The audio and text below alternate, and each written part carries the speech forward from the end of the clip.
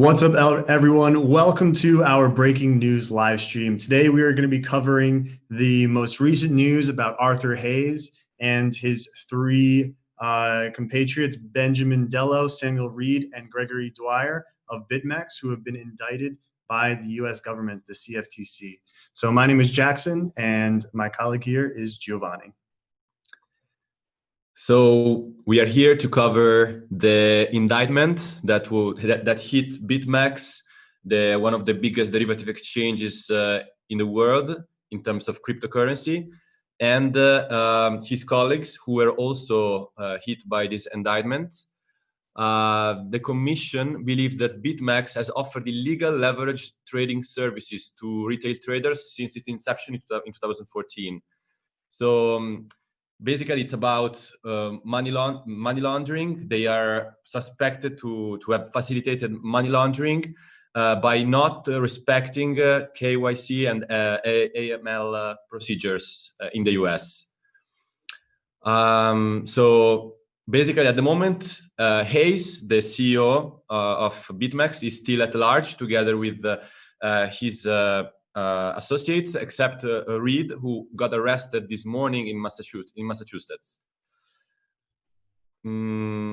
So basically, besides the indictment by the Commodity Futures Trading Commission, the group of people are facing some criminal charges for violating and conspiring to violate the Bank Secrecy Act.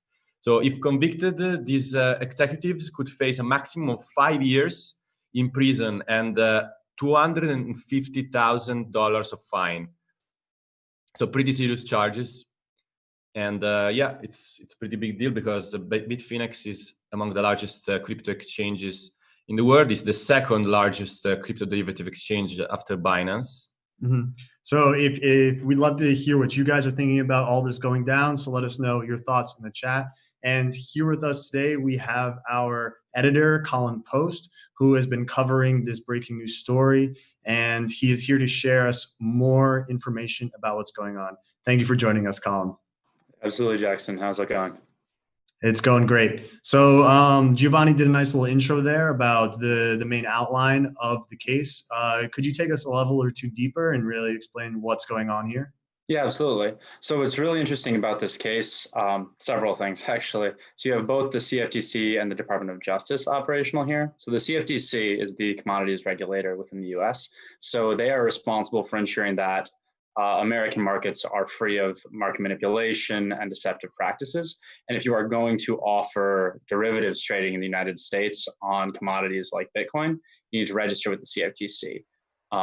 So they are pursuing BitMEX on the basis that they have failed to register. The DOJ is looking at this from a criminal point of view, that BitMEX not only did not have an AML procedure in place, but they knowingly offered American customers their services and knowingly refused to abide by the law. And this happened over a matter of the past 5 years. With the CFTC's concerns, it's not a criminal charge. So the CFTC's concerns would be stopping them from operating within the country. DOJ, they're threatening to put all of the operators of BitMEX in jail. So the fine and the jail time charges, those are coming from the Department of Justice, correct? And the CFTC charges would just stop BitMEX from operating in the US. That would also be a fine as well, and they are trying to get all the investors their money back. So BitMEX, from its side of things, has always claimed that it is not operating in the United States, that it doesn't service American customers, and the CFTC and the DOJ are basically saying that they don't buy it. And this dates back to an earlier court case. So there's a civil case that BMA filed against BitMEX back in May. And it is basically a continuation of the same allegations. Now, the CFTC and the DOJ stepping in. This is a colossal deal for one of the giants of leverage trading in crypto. Yeah, and it would be actually interesting to know how much chances there are that the whole crypto exchange is shutting down because of those charges. So they actually, less than an hour ago, BitMEX responded in a blog post saying that they're going to continue operating as normal. They are denying the charges, of course, but still, 3 of the 4 people named in the DOJ's complaint remain at large, and Arthur Hayes has, maintained a famously jet-set lifestyle for the past several years. His social media is full of, posts from all over the place. Nobody knows exactly where he is. Yeah, and apparently Arthur Hayes was also bragging about his potential capabilities to evade taxes by corrupting officials in the Seychelles. Like, he said that in the Seychelles, it's much easier to bribe officials by offering them coconuts or something like that, right? Yeah. So basically, this is cropped up in both the earlier case filed against them, and now this from the DOJ. Arthur Hayes was not subtle about his attitude towards skirting regulation. This is probably part of why he's in particular trouble. There are a lot of exchanges that have offered services that might not be able to operate in the US. There are people who are clever enough with technology to access services from the US that they shouldn't be able to. But consequently, regulators have tried to prioritize the most egregious examples. So, the Arthur Hayes saying things like they've organized in the Seychelles because you can bribe the officials with coconuts, that's potentially part of why this action is taking place anyway. He was attracting a lot of attention to himself by these statements, I guess. Yeah. And again, this is a firm that was offering 100 times leverage, which, in the US, there's no equivalent, certainly not with crypto. Yeah, and also the FBI said that the defendants will soon learn the price of their alleged crimes will not be paid with tropical fruit, but rather could result in fines, restitution, federal prison time. So pretty threatening statements from the FBI. You love when the lawyers have a sense of humor about these things, And what was, I understand that BitMEX recently had their official response to all of this. What was that again? So they mentioned, in addition to saying that they would continue to operate as normal, what they said was that they had always tried to abide by all applicable US laws as they were understood at the time. So this is probably going to be the shape of the case, where BitMEX is likely to, I'm not a prophet here, but likely to continue denying that they knowingly operated in the US, that they knowingly violated the Bank Secrecy Act. And admittedly, they've been operational since 2014. Regulators have kind of traditionally shown a little bit of mercy to people in the early days of crypto for maybe not knowing, but what the DOJ complaint says is that they had made contact back in 2015 and that these people were fully aware that what they were doing was against the rules and that regulators were aware of it and continued to operate anyway. Mm-hmm. Yeah, and there has been a bit of FUD flying around saying that BitMEX is shutting down and stuff like that, where it seems that BitMEX will actually not be shutting down. They usually, and one indicator of this is they usually have one withdrawal window per day. So there's one window during the day where you can withdraw your money from the exchange platform. But today they offered an exception to that. So they had a second withdrawal window to kind of say that, like, we're not here to scam anyone. We're not going to take your money, and you're allowed to take your deposits out of the platform if you wish. So there is this, they are putting that foot forward to say, okay, we're not trying to scam people, and we're still remaining operational. So there is that. But we'll see. We'll see how it plays out. I mean, do you know if the CFTC or any like U.S. government body would be able to actually freeze the assets on the BitMEX platform? That's a good question. That is a very good question. Unlikely. Not without. I would not say that's going to happen in the immediate future. But again, not a prophet over here. Mm-hmm. Yeah, because actually we have a very interesting comments by Mike Novogratz, who commented on the issue on Twitter lately. He said that, crypto friend, let's remember that you are innocent until proven guilty. It's a cornerstone of American justice. I have no insights into the case, but I wish Arthur Hayes well. So basically, the point is these guys got indicted. They were charged with criminal charges, but they were not proven guilty yet, as far as I understand. So there is still room for them to defend themselves and to try to prove themselves not guilty, I guess. Yeah, absolutely. And I mean, we'll see who comes out of the woodwork. They only have one of the executives in custody. But also, I would like to ask you, why do you think it took so long for the U.S. authorities to go after the exchange, even though it has been doing this kind of stuff apparently since its inception? Yeah, that's a good point. I mean,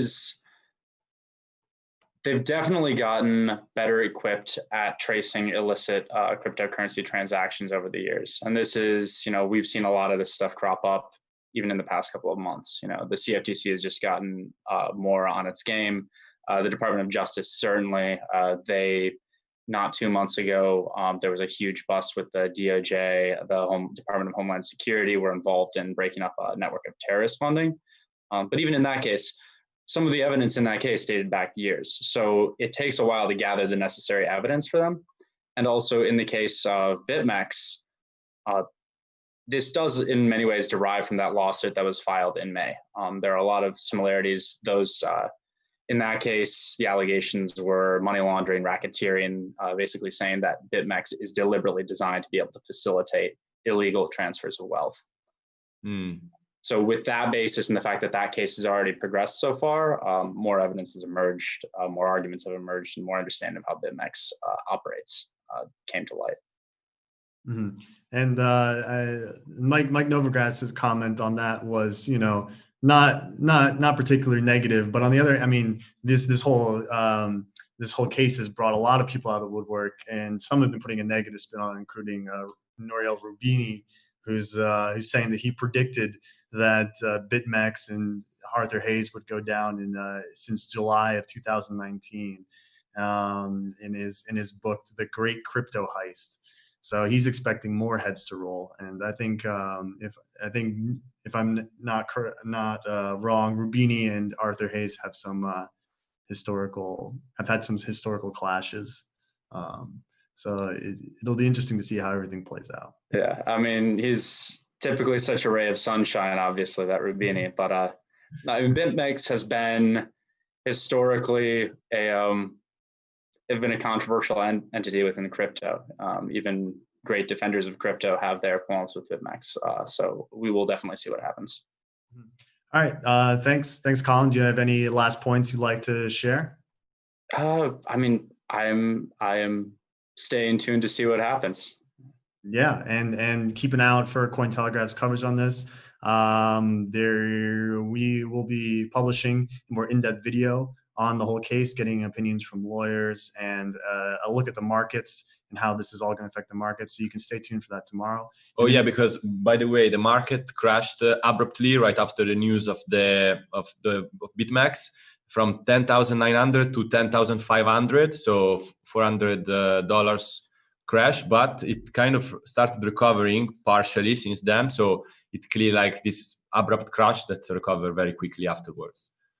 So. All right, great. So thanks, Colin. Thanks for talking to us. Thank you. Appreciate you. Yeah, see you another time. Now we have another guest coming on who is a representative from Bitflyer. This is an exchange with over 2.5 million users. It's the only exchange to be regulated in Asia, Europe, Japan, Europe, and the US. And the US, yeah. So we have a representative from that exchange who will be with us shortly, Joel Edgerton, who is the COO of Bitflyer USA. Joel, can you hear us? Yes, I can hear you fine. Awesome. So we have some questions for you, especially since you are the COO of a crypto exchange. So what is your whole perspective on these indictments and charges that are going down against BitMEX? Yeah, it's not surprising in the least, I think. So I came from a traditional finance background, the US government has always been very strict on KYC, AML, and sanctions. So if you look in the indictments, they are also hit with sanctions, and that in particular, the US is very sensitive to. So I'm not surprised at all, particularly as y'all mentioned earlier, the attitude of BitMEX to the US government after they've been specifically warned by the US government to basically say, no, we're just going to ignore you. Yeah, that didn't go over too well. So they're being held up as an example of what happens. Do you think that more of these actions are going to be taken by the government to crack down on other crypto exchanges in the US? It's definitely possible. Yeah, no, it's definitely possible. I mean, the US government moves slow, but when it comes, as you can see here, it comes with a heavy hammer. They've, in the past with just traditional banks, they've levied, multi-billion-dollar fines for these exact same type of things. So this is not something that they're playing around with. I think it will depend on the attitude and the reactions of the unregulated exchanges. If they, clean up their act, maybe the US government will kind of, accept it. They're getting the behavior that they want to see. If they don't and they act like BitMEX and just kind of thumb their nose at everything, no, they're going to get hit. So do you think that BitMEX success in terms of being the second largest derivative crypto exchange also depended on the fact that they were very lax in terms of AML and KYC procedure? Do you think that that's why they attracted so much trading on their platform? I don't think that's the only reason. I mean, obviously, to have a process that's as easy as possible to attract customers and attract assets, it does help you gain. But I mean, you do have to have a real platform with real trading capabilities and add value to people that want to trade. I think what it does is it gives them an advantage over all of the regulated exchanges that have to play by the rules and have those extra costs associated with it and have that more difficult onboarding process. So compared to regulated exchange, yeah, they have a definite advantage. Mm-hmm.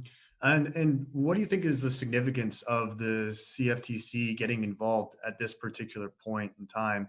And what kind of repercussions will this direct involvement have as we move forward?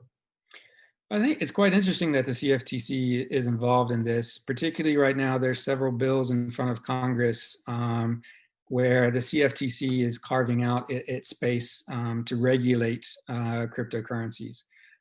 So I think there is a little bit of a political aspect to this, where they're basically saying, we are going to stake our claim to the crypto space, and we're going to support the U.S. laws, and that gives them a stronger argument in front of Congress as well. So I think it's a very clear signal, both to the unregulated exchanges, but also in the U.S. in general, that they want to claim this space. Do you think this is a good thing for the industry overall? Long term, yeah, I think it's good. I think it's good to protect customers. I think it's good to have rules for engagement where everybody's on a level playing field, and that's not been the way it has been to date. We've had a group of people that have purposely avoided regulations. They've purposely avoided the extra costs associated with protecting customers. And they made a decision. Their decision was that they're not going to pay for a compliance cost, and they will just pay fines whenever it comes. And I think that's part of why the Justice Department's move to add criminal charges is very important here, because now the unregulated exchanges have to think, okay, wait a second, it's not just a cost of doing business anymore. My life is on the line here. I can lose my job. I can be thrown in jail. My livelihood is impacted. So they need to rethink, their business model on this. Mm-hmm. But on the other hand, Rubini, like Nouriel Rubini, who criticized the BitMEX and the whole crypto sphere for being like a nest of scammers, says that unfortunately this is what people associate the cryptocurrency exchange with. So like a fast way to get involved without much control, without much checking, very fast, very easy, very comfortable. But then you have this the flip side of the coin is like, of course, money laundering and stuff. So it's very difficult for crypto exchanges to to gain credibility, to gain reputation, while still keeping like faith to the spirit of cryptocurrency, which should be about not revealing too much of your own identity, like privacy. It's also important for the whole crypto ecosystem. Yeah, I think Rubini shouldn't be throwing stones in a glass house. I mean, this is not the first time that charges of AML KYC violations have been done. Traditional banks have been hit hard in the past as well. So this is not something that's just for the crypto world. There are a lot of scams in finance, traditional finance, taking advantage of people. You know, for thousands of years, finance has been around, and for thousands of years, people have been scamming each other out of their money. So this has nothing to do with crypto. Crypto has to grow up, right? We have to become mature, and we have to take an attitude to protect our customers if we want a long-term business here. And that is what we want. We need to take the hard road and learn how to do these things properly. So it's not something that, you know, is just a scam in crypto. That's totally false. But we do need to learn and grow up. Awesome. Did you have something else? No, actually. I had a question because you were talking before about the long term the involvement of the CFTC and the U.S. government could be positive for the long term growth of the crypto space. What about the short term? Do you see this as something that is also positive, or do you see this as having a more of like kind of we have to bite the bullet now in order to reap the benefits later?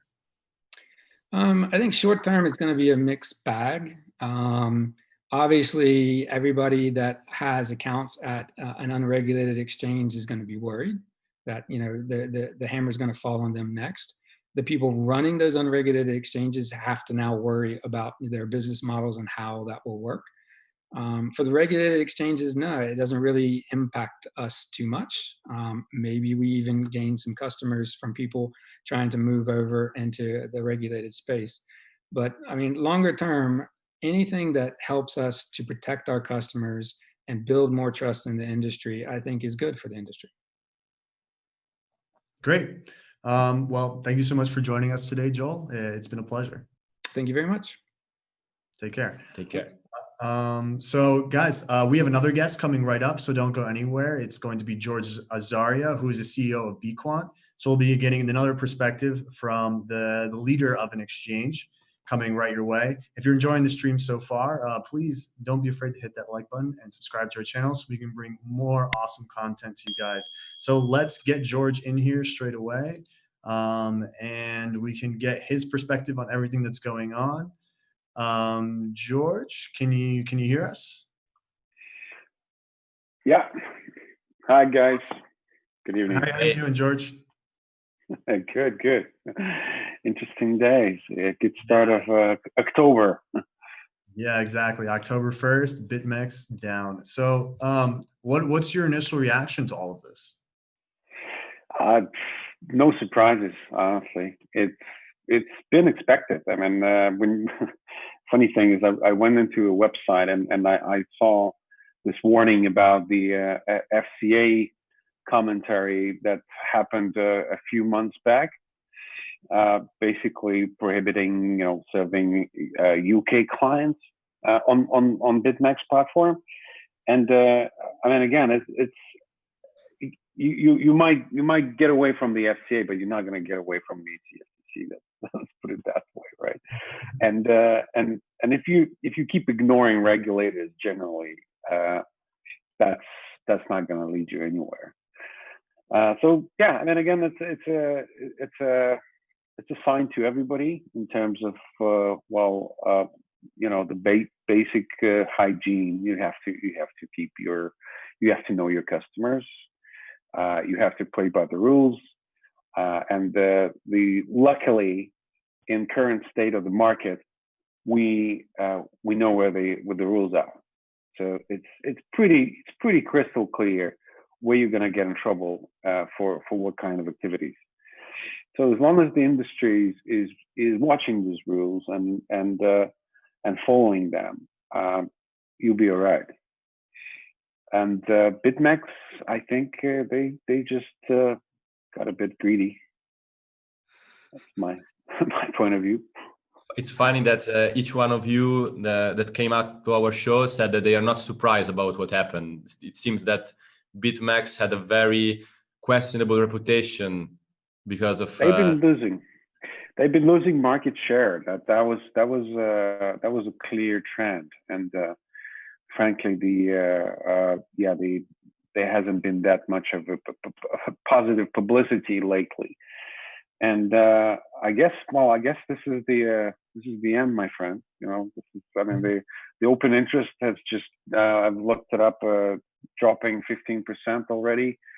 So the position started to get unwinded. So when we see the morning in Asia, I think it's going to get accelerated because I think that's where they're getting most of their clients. And I think tomorrow's going to be a bit of a bloodbath. It's going to be a rocky day, very volatile. It's going to be a lot of arbitrage opportunities. It's good for the market. It seems like the situation is more or less controlled. At least the BitMEX is saying that everything is fine, business as usual, guys. We're going to fight and so on. Well, you can fight, but I think they're definitely going to lose the business. So actually, I'm curious to know what would you recommend to any customers of BitMEX at the moment? Like, what's the most reasonable, sensible thing to do if you have your money on BitMEX in a moment like this? What should you do? Well, I mean, the word of advice is run, but and being sensible, as in, you know, being understanding the trader's mentality, you have to manage your positions carefully as well.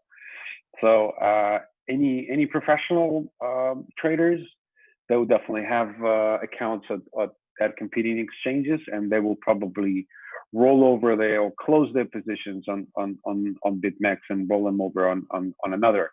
So that's where we're going to see a lot of arbitrage opportunities. But then there's going to be some of the traders, they will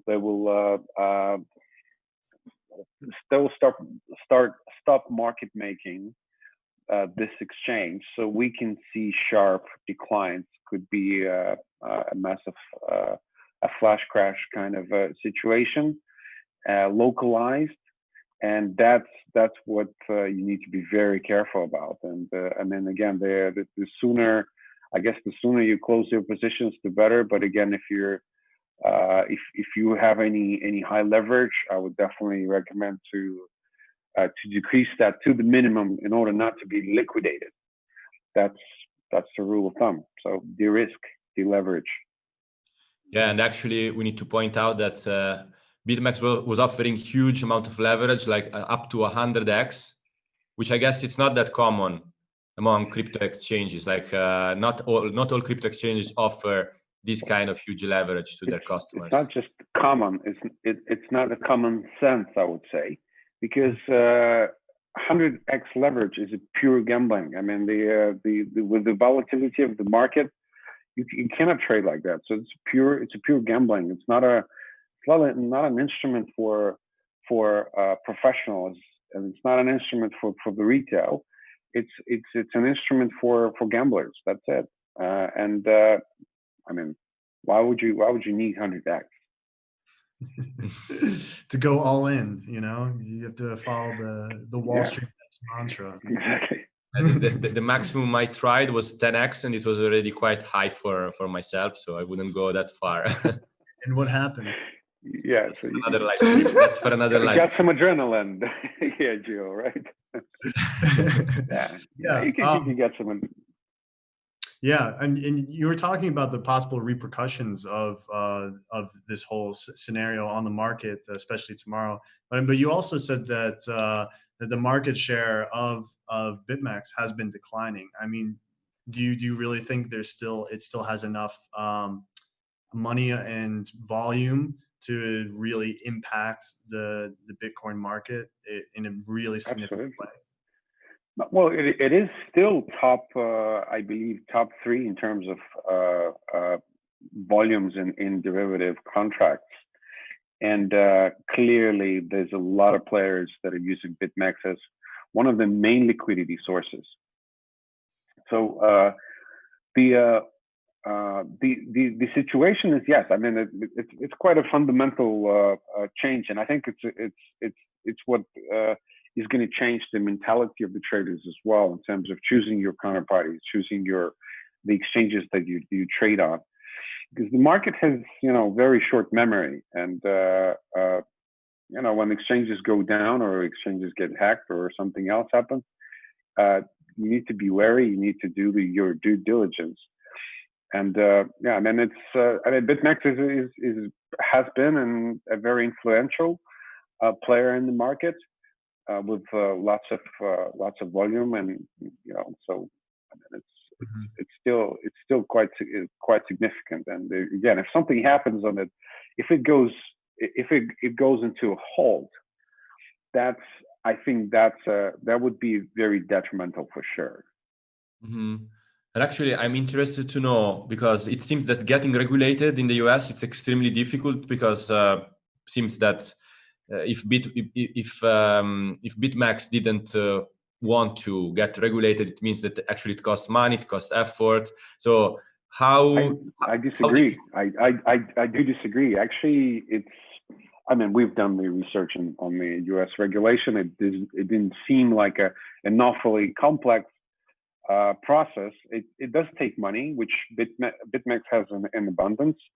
They claim they have top lawyers on staff, and again, that's something that will save them money even during this process. So if they really wanted to, they would have gone. But I think they deliberately chose the strategy of being the sort of an underdog with very lax KYC rules, and they basically, keep the music playing, as before somebody comes in and basically shuts the whole shop down.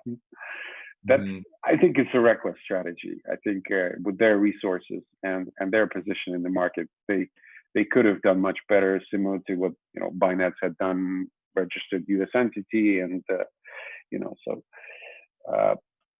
there's definitely a manageable way of getting access to US. I mean, if you're a derivatives platform, might be a little bit more complex than a spot exchange, but even that, I mean, you can money can make things happen very quickly. Great. Well, thank you so much for joining us today, George. It's been a real pleasure talking to you. Thanks, George. You're welcome. Thank you, guys. Thanks for having me. Great. So yeah, I've been looking over chat, seeing what everyone's thinking, and a lot of people don't really seem too surprised by this whole fiasco that's been going down. But that is also to say that Arthur was quite a character, and definitely was a central point of the crypto community. So in some respects, he will be missed for his personality, but it seems that he is at the end of his run, along with his 4 colleagues. And it remains to be seen what exactly will happen to BitMEX, but for now, the BitMEX will remain operational. Yeah, so I guess that's pretty much the roundup for this breaking news. Right, Jackson? Yep. So thank you all for coming out and joining the show. If you enjoyed the stream, please hit that like button and subscribe to our channel so we can bring more awesome content to you. And keep your eyes open on our channel, because we'll be releasing a follow-up video to this with more extensive coverage and deeper analysis of how this is all going to play out tomorrow or this weekend. So once again, thank you guys all for coming on. My name is Jackson. And I'm Giovanni. And have a great day.